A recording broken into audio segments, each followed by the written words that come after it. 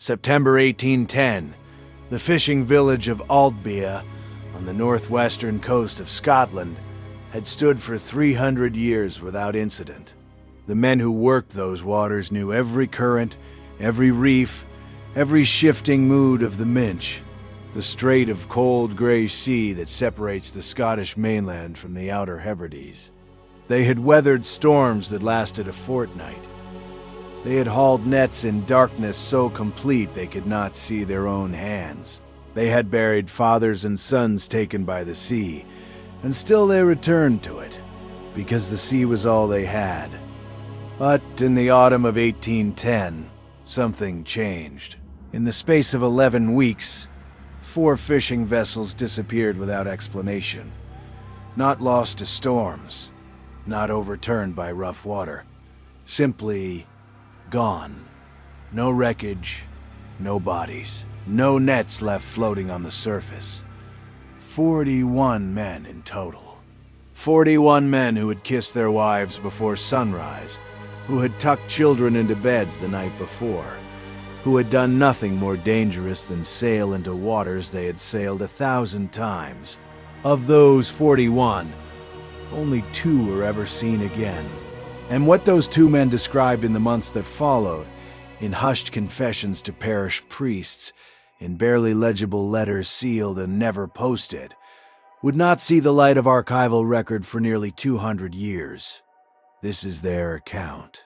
If you find yourself drawn to real historical horror, the kind buried in forgotten ledgers and sealed ecclesiastical archives, the kind that was never meant to be uncovered, then consider subscribing to this channel.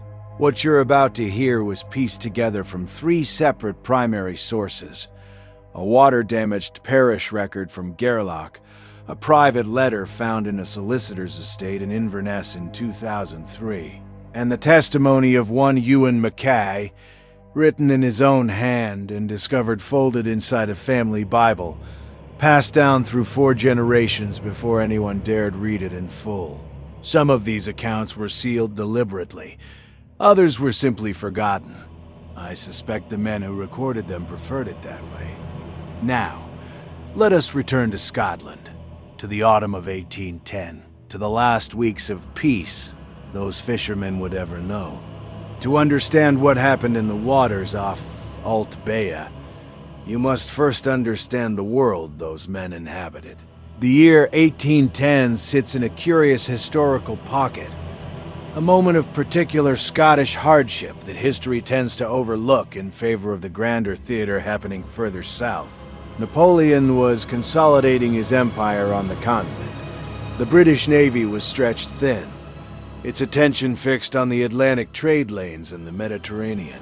The remote fishing communities of Wester Ross, clinging to the northwestern Highland coast like barnacles to a hull, existed largely outside the awareness of any governing authority.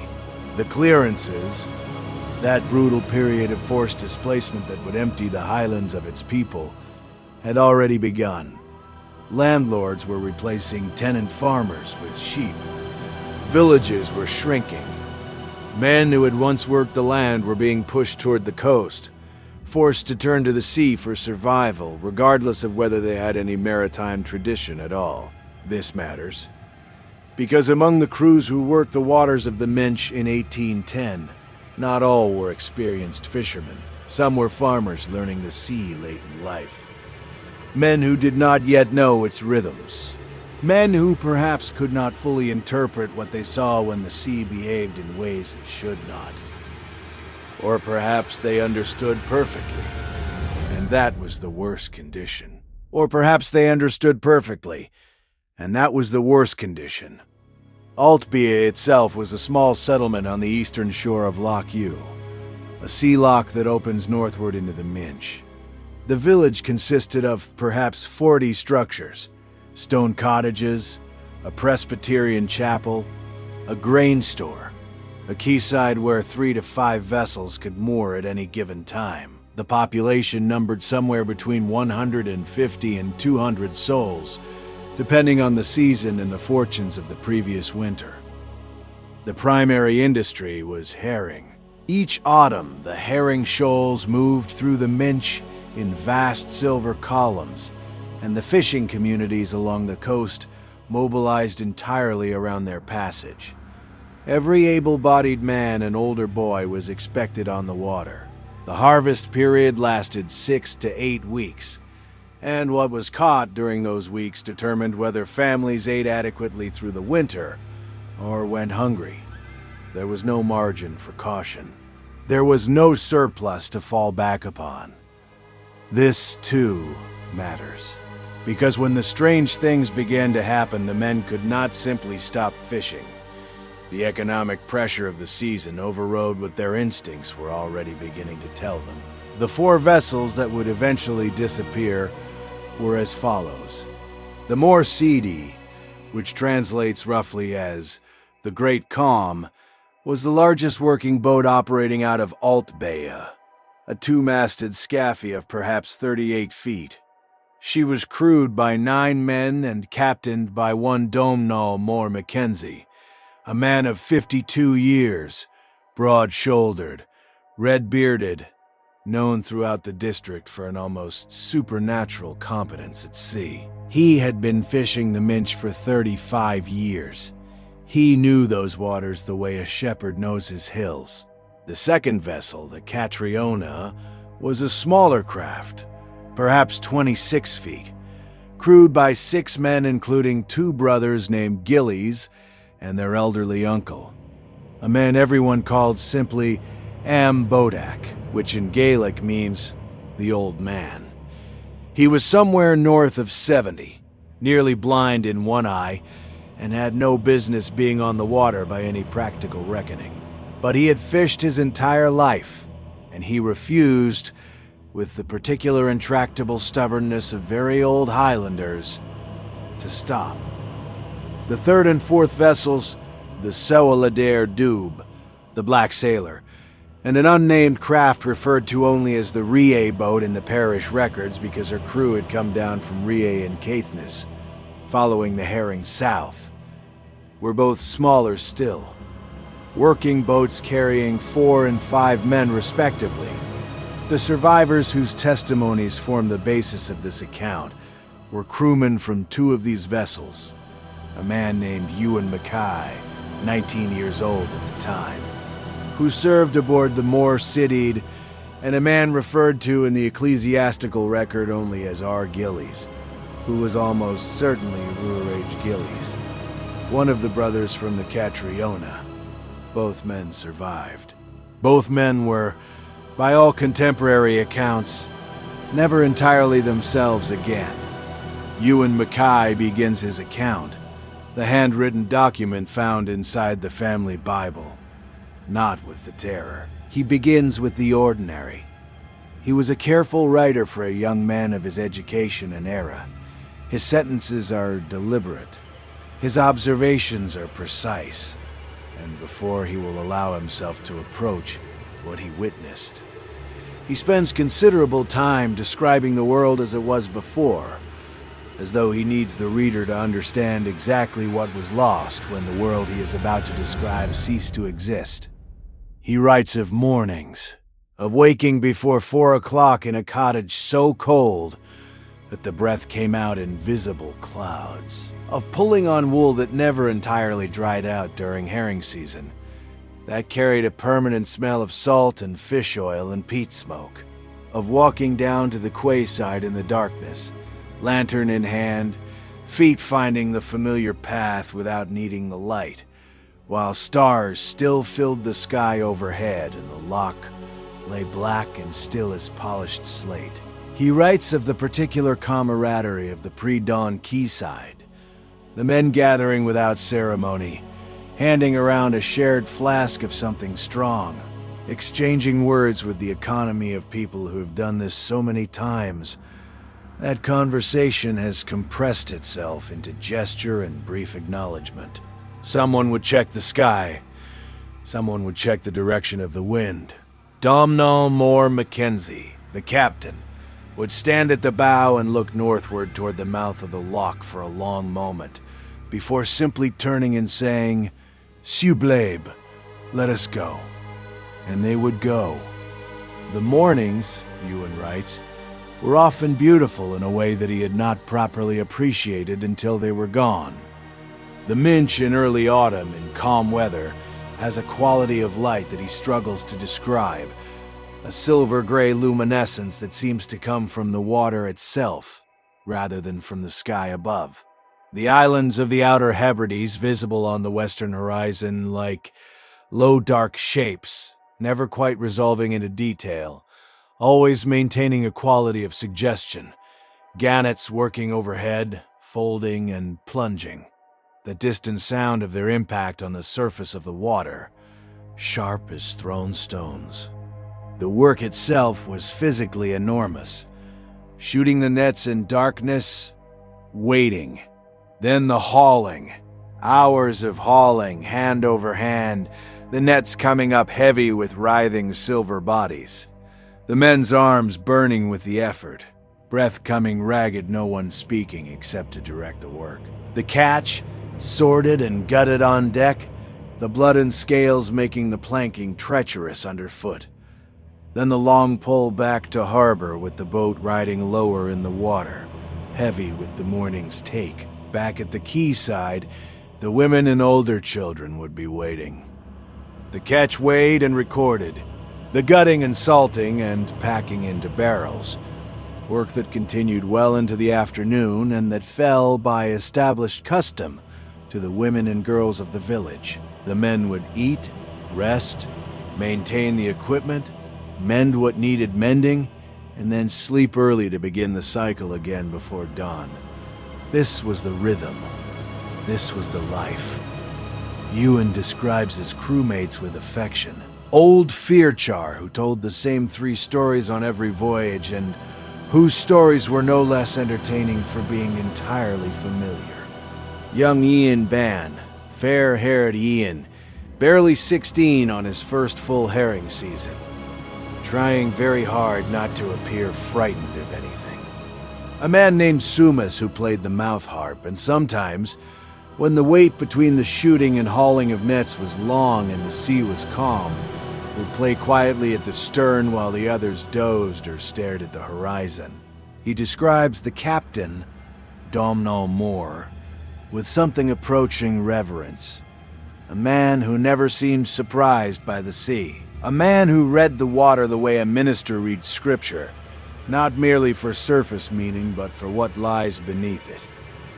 These were real people, living real lives. For 3 weeks into the season, everything was ordinary. The herring were running well. The weather held calm with only occasional squalls, nothing the vessels couldn't manage. The barrels in the salt store were filling steadily. By the middle of September, there was cautious optimism in the village, the kind of carefully suppressed hope that Highland communities allowed themselves only when circumstances were unmistakably improving. Then, toward the end of the 3rd week, the first small things began. Ewan is precise about when he first noticed something was wrong. He dates it to the 23rd of September. He is certain of this because it was a Sunday, and they had not gone out, and he had spent the morning at the chapel and the afternoon walking the shoreline.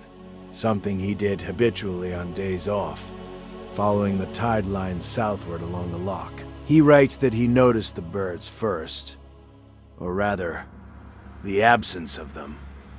The shoreline of Loch Ewe is normally busy with seabirds, oyster catchers, curlews, herring gulls stationed along the tide line like sentinels. But on that Sunday afternoon, walking southward, Ewan noticed that the birds were gone.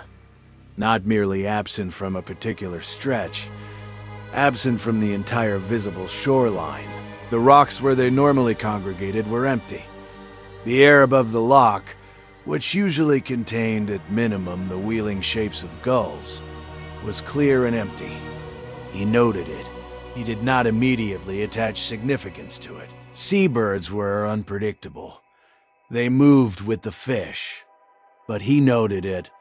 The second sign, 2 days later, was less ambiguous. The fishing grounds off Aultbea lay primarily to the northwest, in the deeper water beyond the mouth of the loch and out into the open Minch. The herring shoals moved unpredictably, and the boats ranged considerable distances, tracking them sometimes several miles offshore, sometimes within a mile of the coast. On the 25th of September, the Moorseed worked a stretch of water approximately 4 miles northwest of the loch's mouth. The morning had gone well. The nets had come up heavy. The mood aboard was good. It was during the hauling of the second set of nets, sometime in the mid-morning, that old Fearchar, the man of the 3 familiar stories, straightened up from his work, looked at the water to the north, and said nothing. He simply stood there, holding the net, looking. Ewan followed his gaze. He saw nothing unusual. Gray-green water, a slight chop from the northwest, no land visible in that direction. Only the empty sea extending to the horizon. But Fearchar's expression troubled him. He describes it carefully. Not fear exactly. Something more like the expression of a man who has seen something that conflicts with his understanding of what is possible. A kind of slow, reluctant recalibration. The way a face looks when evidence arrives that something believed to be impossible has nonetheless occurred. Ewan asked him what he saw. Fearchar looked at him for a moment. Then he looked back at the water. Then he shook his head and returned to hauling the net. He would not speak of it for the remainder of the day. That evening, back at the quayside, Ewan noticed that Fearchar went directly to find the captain, rather than joining the others at the gutting. The 2 men spoke privately for some minutes. Ewan could not hear what was said, but he saw Domhnall Moore's face during the conversation, and the captain's expression, he writes, was not dismissive. The captain looked at the sea. He looked at it for a long time. The 3rd sign came from outside the village itself, from the deeper interior of the testimony, from a source Ewan relates secondhand, but with evident conviction. A shepherd who worked the hillside above Aultbea, a taciturn man named Alastair Rood, came into the village on the 27th of September and sought out the minister. He was not a man given to seeking out ministers, or to any unnecessary social contact whatsoever. His arrival at the manse was sufficiently unusual that several people noticed it, and remembered it afterward. What Alastair Rùaraidh told the minister was this: his dogs would not go to the southern slopes of the hill that looked over the loch. He had 3 working dogs, all of them obedient and experienced. For 3 days they had refused to descend the southern hillside toward the water. They would reach a certain point on the slope and simply stop. They would not be compelled. He had tried. He was not a patient man, and they had cowered in a way he had never seen working dogs cower. He had gone down to the loch shore himself, without the dogs, to see if there was something there. A dead animal, perhaps. Something that might explain their behavior. He found nothing, but he stayed at the water's edge for only a few minutes. Before he felt, he told the minister, a very strong compulsion to leave. He could not say why.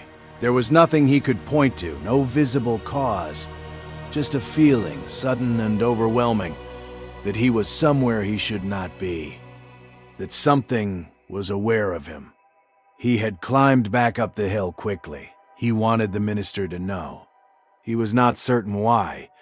He simply wanted someone else to know.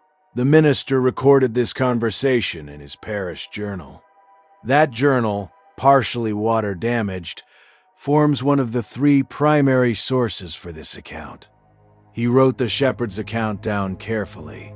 Then he added a single line in Latin, a brief phrase from the Book of Job.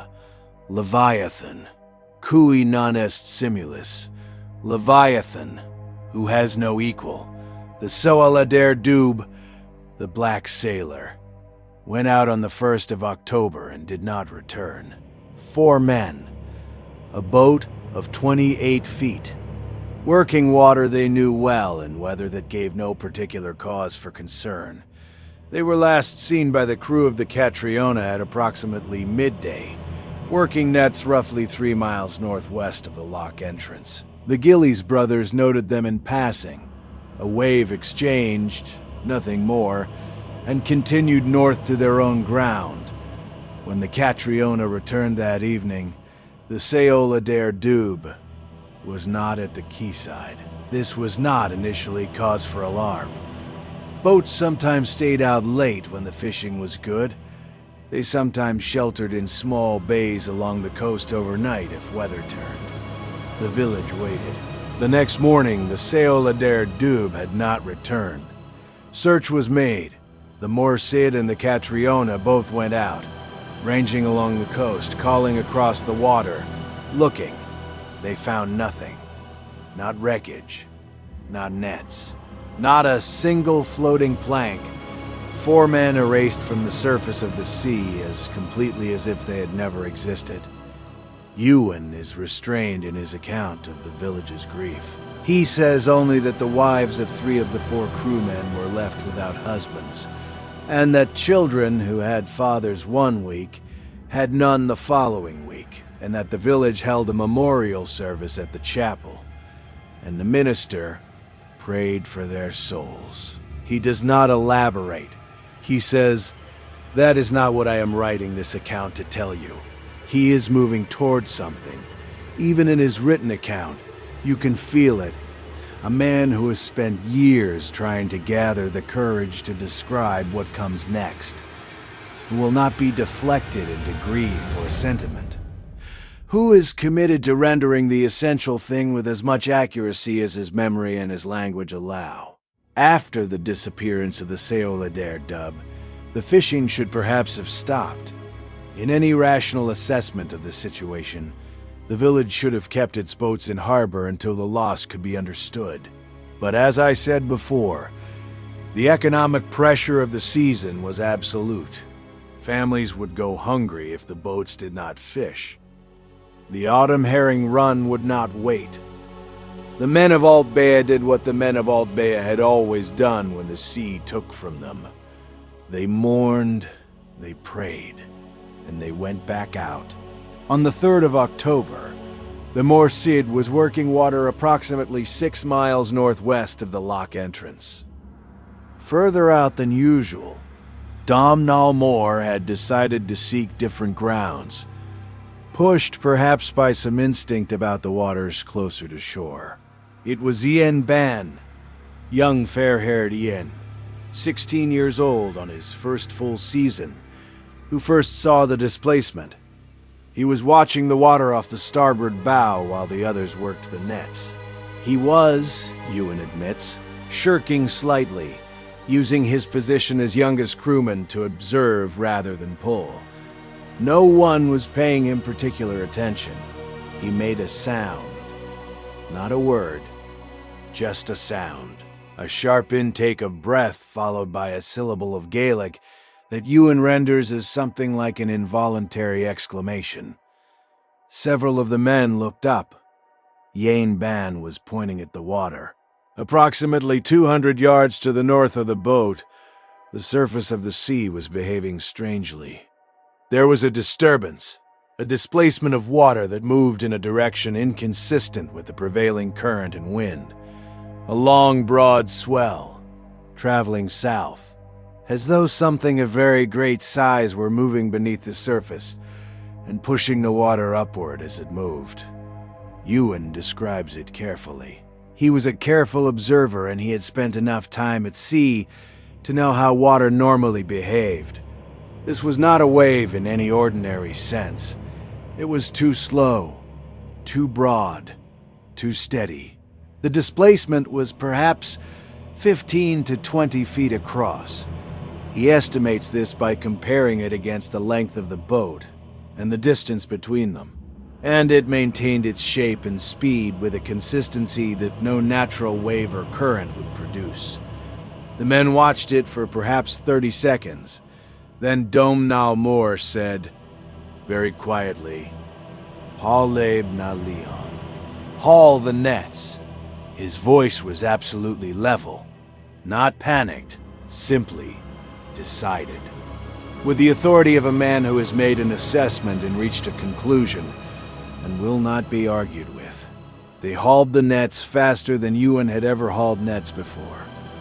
They left fish, they left rope. Domhnall Moor had the sail up before the last net was fully aboard, and they came about and ran for the lock entrance with the wind and with the oars both working. And no one spoke, and no one except Ewan. He looked back once. From the stern of the retreating vessel, the displacement in the water was gone. But as he watched, and he writes that he watched until the strain of maintaining the position hurt his neck and he was forced to turn away. As he watched, he saw something else. He is careful here. He qualifies what he writes with scrupulous honesty. I cannot say with certainty that I saw what I believe I saw. The distance was considerable and the light was not good. I can only write what my eyes reported to me. What his eyes reported to him was this. For a moment, perhaps 3 or 4 seconds, something broke the surface of the water approximately 300 yards to the north of where the displacement had been. It did not breach fully, it did not rise high. It was simply present above the waterline briefly before descending again. He could not determine its shape with any precision at that distance, and in that light, he could determine its color, which was, and here he pauses in his writing. You can almost feel the pause, the reluctance. Not a color he had a word for. He reaches for comparisons. The color of very deep water seen from above. The color of old iron left in the sea. The color of something that has never known sunlight. Then they were through the lock entrance and the view astern was closed by the headland. And he turned forward and did not look back again. That evening, Domhnall Moor Mackenzie gathered all the crews of the remaining boats, the Moor Seed, the Catriona, and the Rùaraidh boat, and spoke to them on the quayside. Ewan does not record the full content of that conversation.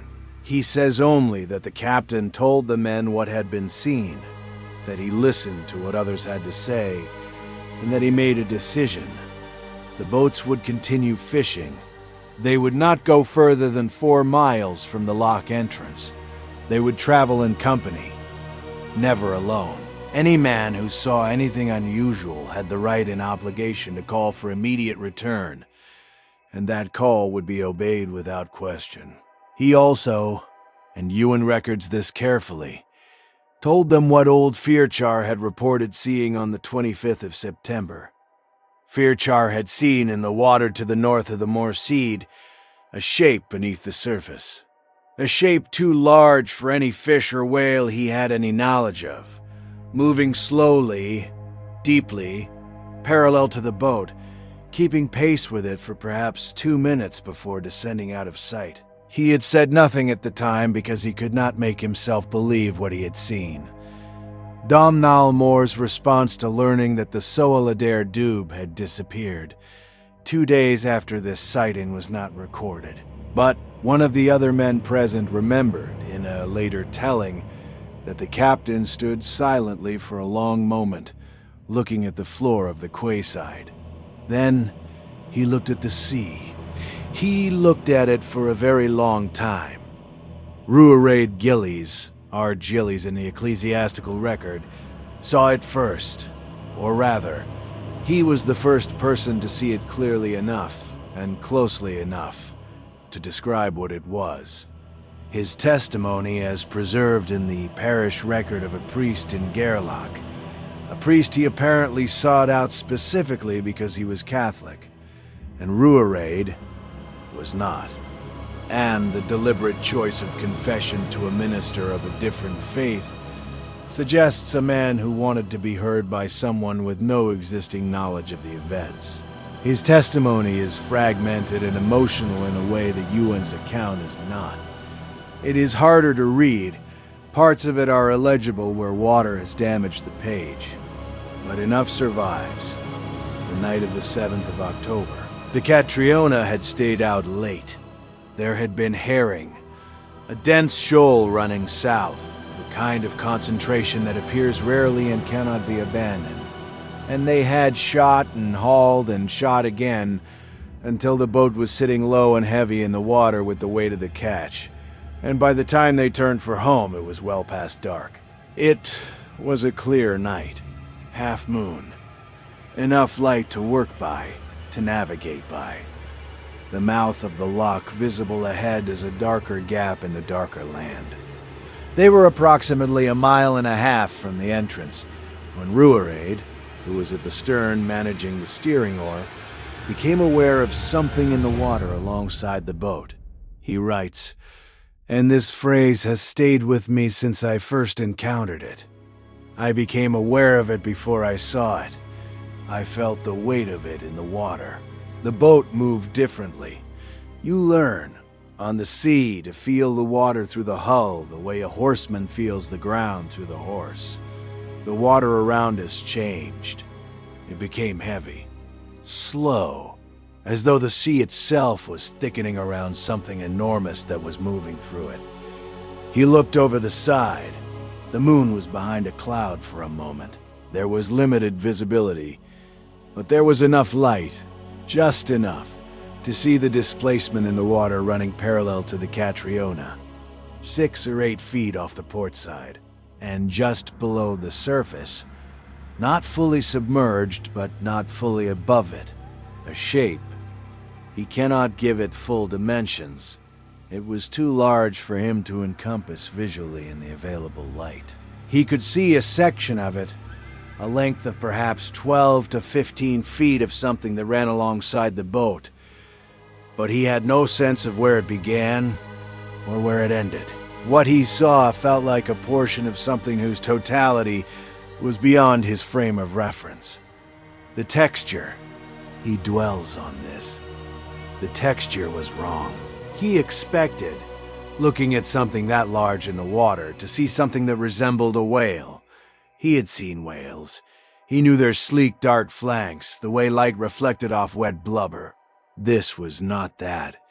The surface of what he saw was, he uses the Gaelic word garb, which means rough, coarse, uneven, like old stone, like the rock on the sea floor that has never been smooth, like something that has grown rather than been born, and it was moving with them, keeping pace.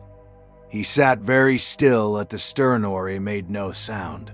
He looked at the thing alongside the boat for what he estimates was perhaps a minute, though he admits that time had lost its normal properties.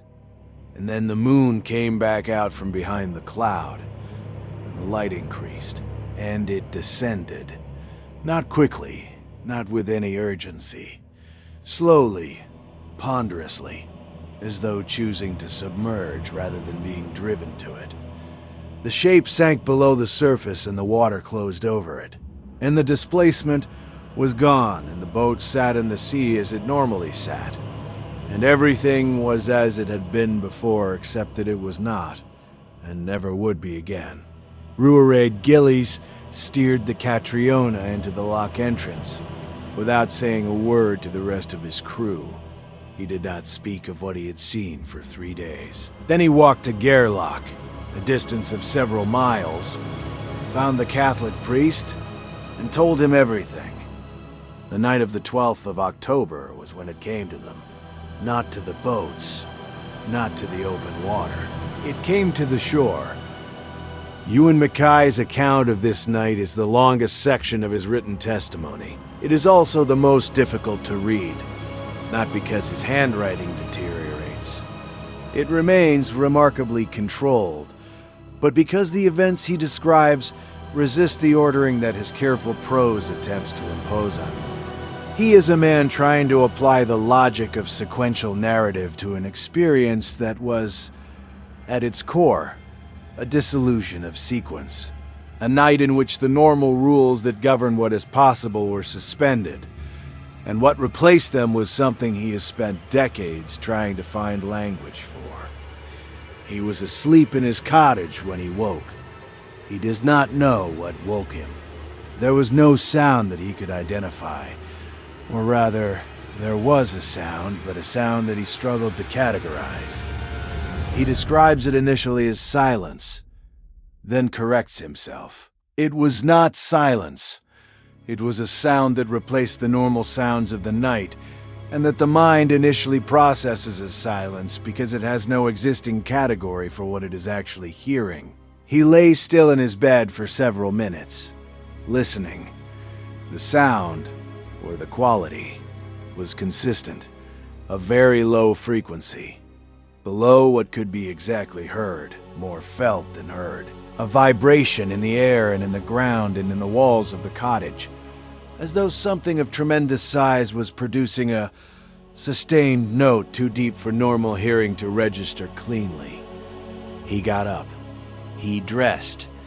He did not entirely know why he dressed, rather than simply going to the window and looking out. Some instinct, an instinct he credits with saving his life, told him to be ready to move. He went to the door and opened it. The village was dark. The moon had set. There were stars, but the cloud was thickening from the west and the light was poor. He could see the shapes of the nearest cottages, the outline of the chapel, the slope of the hill rising to the east, and the smell. He describes the smell at length because it was, perhaps, the most disorienting element of that night. More disorienting even than what he saw. It was a smell that had no precedent in his experience.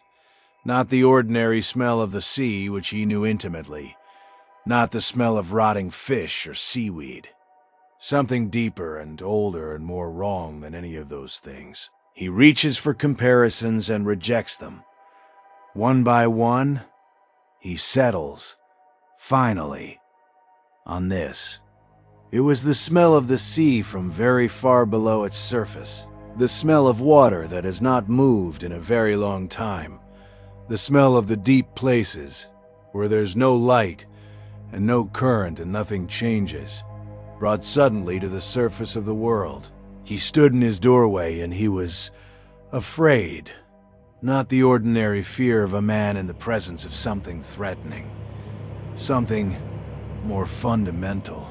Something that bypassed the mind's normal evaluative processes and arrived directly in the body. A fear that was physical and absolute, and that the reasoning mind could not address because it had nothing to reason about. No threat it could name or assess. He was simply afraid, in the way that very small children are afraid of the dark. In the way that some fears are not learned but are simply there, built into the architecture of what we are. He looked toward the water. The loch lay perhaps 100 yards below the village. The quayside and the boats, and then the dark expanse of water stretching northward toward the open sea. He could not see much. The darkness was significant, but he could see enough to know that the surface of the loch was not right. It was not disturbed, not rough, not choppy. The opposite. It was completely still, unnaturally still. Not a ripple, not a whisper of movement, in a loch that was almost never entirely calm. As though something massive had descended into the water from below and displaced the smaller surface movements. As though its weight and presence had pressed the water flat. And at the shoreline, at the edge of the quayside, where the stone met the water, there was a shape. He cannot render it precisely. He is a careful man, and he will not describe what he cannot honestly claim to have seen clearly. In poor light, at a distance of 100 yards. What he can say is that there was something at the waterline that should not have been there. Something large. Larger than any animal he had seen or imagined on land. Though on land felt like the wrong phrase for something that was neither fully in the water nor fully out of it. Something that existed in the margin between the two. Something that was, in some terrible sense, deciding. He watched. He could not make himself move. Later, he would not be certain whether he lacked the capacity to move, or the will to, whether his body was frozen by some external force, or simply by the animal recognition that any movement might attract attention. The shape at the waterline was still for a very long time. Then it was not. It moved, not toward the village, not toward Ewan, but along the shoreline, moving with a slowness that should not have been possible in something that large. Slowly and deliberately, as a creature moves when it is not hurrying because it does not need to hurry. Ewan stood in his doorway and did not breathe. Then a door opened further along the row of cottages, and a voice, he thinks it was old Fearchar, though he is not certain, said something in Gairloch that he does not record. A single short sentence, and then the door closed again quickly. The shape at the waterline stopped. It was still for another long moment. Then it went back into the water, not diving, not fleeing, simply returning at the same unhurried pace, as though the disturbance above the surface had reminded it of something, as though it had remembered that this was not its place. The low vibration in the air and ground continued for a time after it had disappeared beneath the surface. Then that stopped too, and the normal sounds of the night, wind, the distant cry of a night bird, the creak of the moored boats, gradually returned, as though the world was cautiously filling back into the space the thing had vacated. Ewan went back inside. He did not sleep. In the morning he went down to the quayside before anyone else.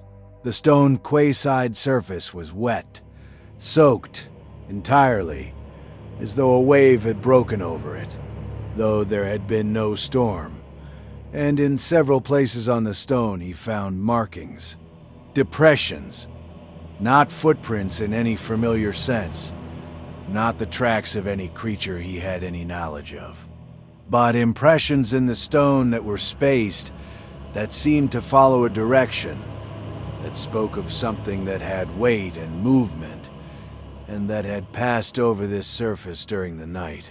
He knelt and put his hand in one of the impressions. His hand fit inside it entirely. He stood up. He looked at the water.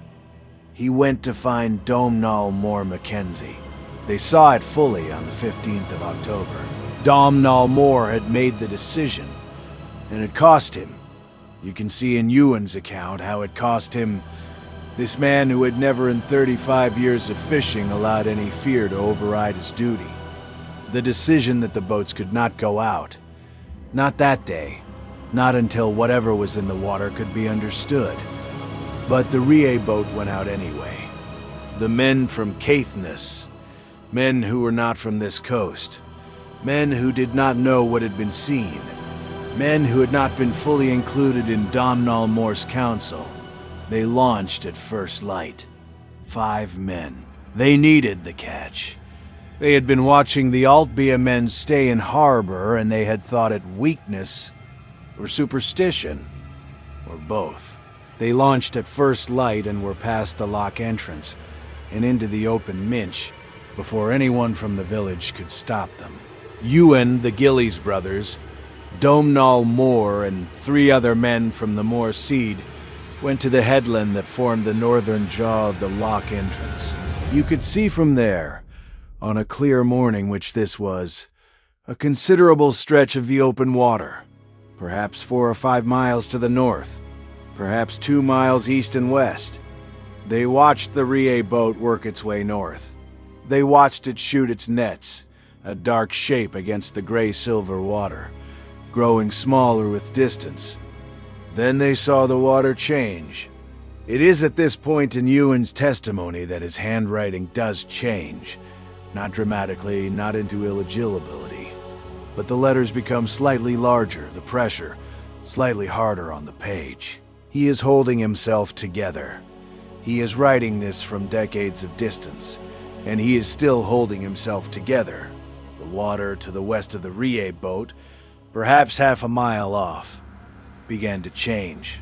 The surface rose, not like a wave, like a tide, a localized rising of the entire surface, a swelling as though the seafloor in that area was ascending slowly, steadily, and then it broke.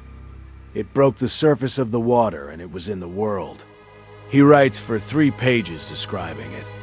I will not attempt to compress those 3 pages into a single paragraph, because to do so would be to lose the quality that makes his account extraordinary.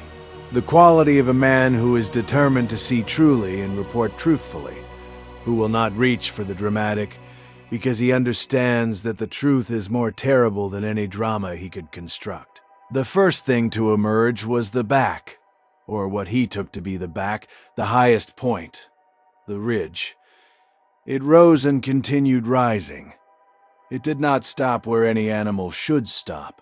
He found himself revising his estimate upward once, twice, 3 times as it continued to emerge, as the water fell from it in curtains and sheets, and the sound of that falling water reached the headland as a continuous roar. It was dark.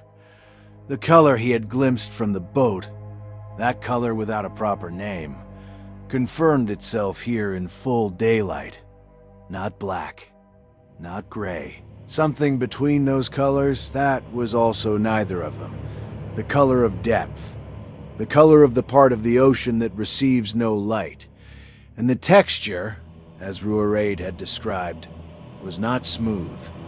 The surface of it, the vast exposed surface, was irregular and crusted, like something that has existed so long that other things have grown on it.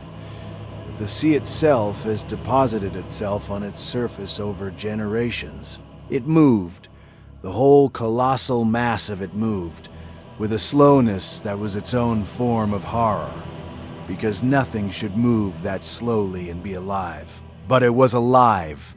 Every man on that headland understood immediately and completely that it was alive. They could see nothing they could clearly identify as a head. What faced, if facing is the right word, what faced the Rùaraidh boat was a region of the creature that was different from the rest.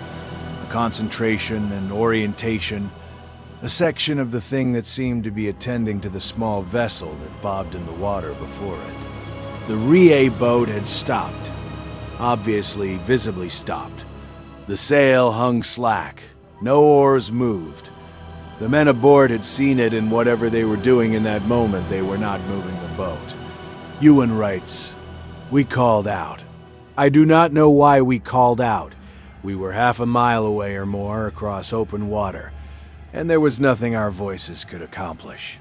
But we called out, all of us, because there was nothing else to do, and doing nothing was unendurable." The creature was between them and the Rùaraidh boat now. In his account, the next moments are compressed, not because he did not observe them, but because they occurred very rapidly after the long, terrible stillness. The water moved. The Rùaraidh boat was suddenly, not stationary, not capsized, but simply no longer where it had been. The water in the area was disturbed, heavily, violently disturbed, in a way that had no parallel in anything Ewan had ever seen on the sea.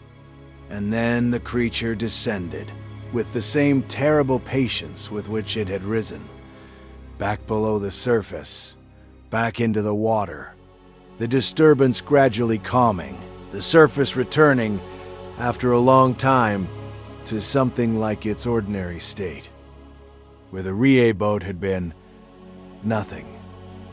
5 men.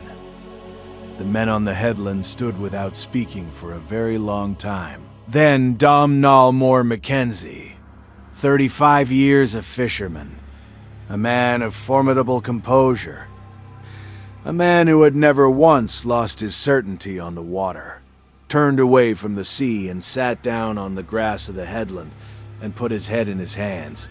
He said nothing. There was nothing to say. They left Aultbea 2 days later. Not all of them. Most of the village remained. They had nowhere to go, no resources to travel with, and the particular Highland stubbornness that insists on holding ground because the alternative is to have nowhere left to stand. The clearances had already taken so much. The sea had taken so much. There were women in that village who would not leave because to leave was to admit that there was nothing left. But the crewmen of the Moor side left. Domhnall Moore organized it. He pulled the boat up onto the shore above the tide line. Ewan notes this detail. The boat pulled completely clear of the water, as though to prevent any possibility of the sea reclaiming it. And he told the men who had families to bring them. They went inland, eastward, over the hills toward Kinlochey and the long inland valley of Glentorridon. Away from the coast, away from the water. The Gillies brothers did not go with them. Rùaraidh, in his confession to the Gairloch priest, says only that Bodak, their elderly uncle, refused to leave. He had fished his entire life and he would not be driven from the shore by anything in the sea. He was an old man and he had no fear left, or perhaps no life left that he was unwilling to spend in the defense of that position. Rùaraidh and his brother stayed with him. The old man died that winter, of cold and illness, not of anything more dramatic, or so the record suggests. What happened to the brothers after that, the record does not clearly say. Domhnall Moore Mackenzie settled eventually in a small farm in Strathcarron, 20 miles inland, and never returned to the coast. He died in 1831, 20 years after the events described here, and is buried in the churchyard at Lochcarron. He told no one, as far as the surviving record shows, what he had seen. He had a minister read from Job at his funeral. The specific passage has not been recorded. Ewan Mackay went south.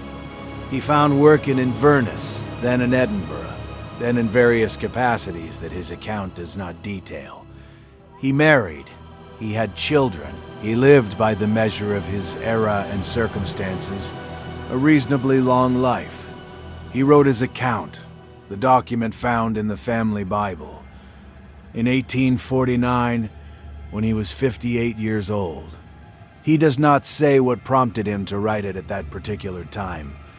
He says only that he has carried it for 39 years, and that the weight of it is not diminished, and that he is recording it not because he expects to be believed, but because the alternative, allowing it to die with him, unnamed and unwitnessed, seems to him a kind of dishonesty to the men who did not survive.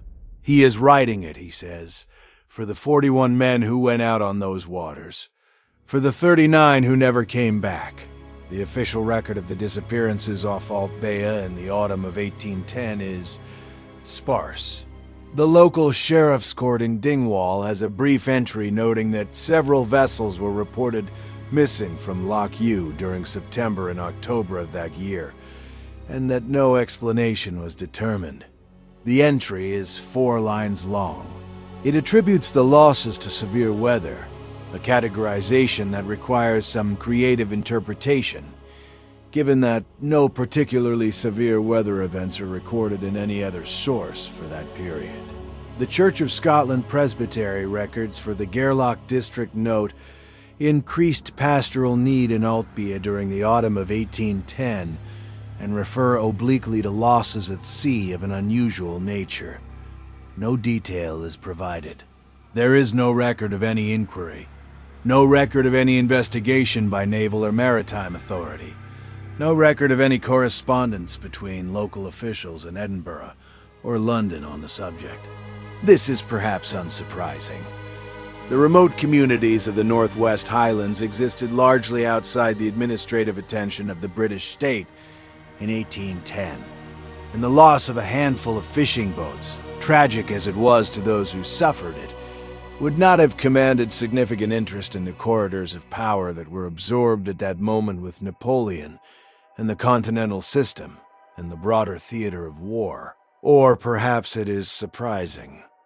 Perhaps the absence of any official attention is itself the most disturbing element of this story. The way in which 41 men could be erased from the surface of the sea, and the world simply continue. The Catholic priest's record in Gairloch, the one containing Rùaraidh Gillies' confession, was found in 2003 during a renovation of a church building. It had been stored in a sealed box along with other documents from the early 19th century, apparently deliberately placed beyond ordinary reach. Whether this was done by the priest himself or by someone after him is not known.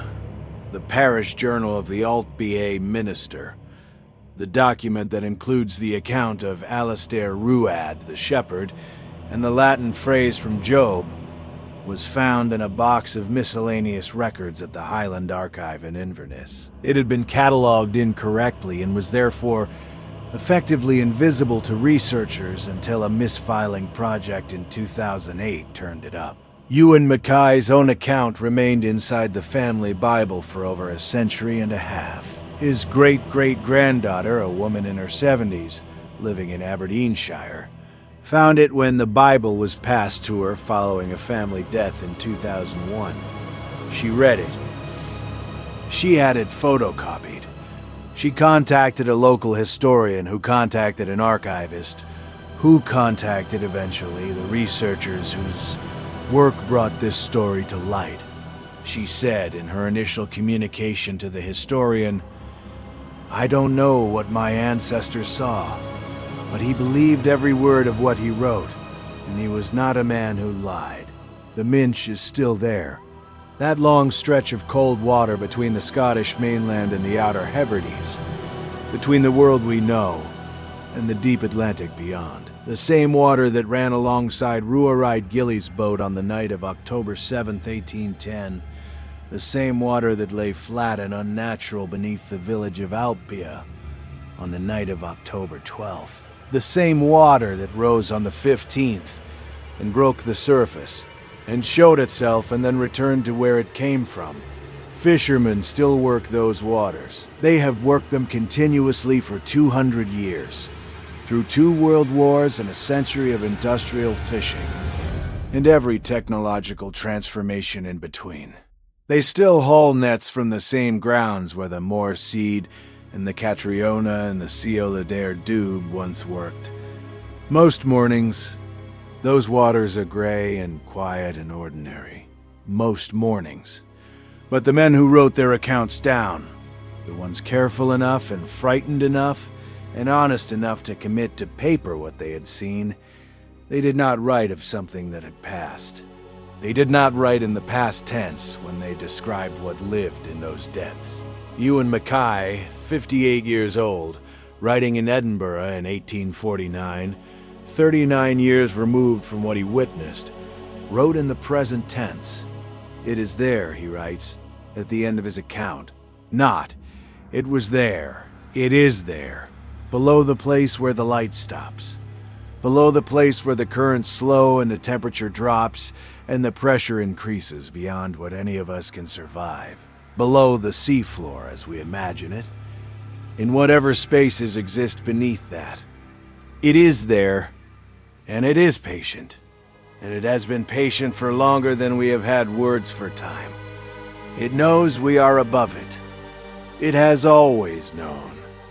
And every now and then, when something draws it upward, when the season is right or the light is right, or when something in the world above interests it in some way we cannot understand, it rises.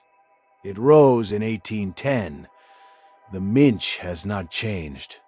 Neither has what is beneath it.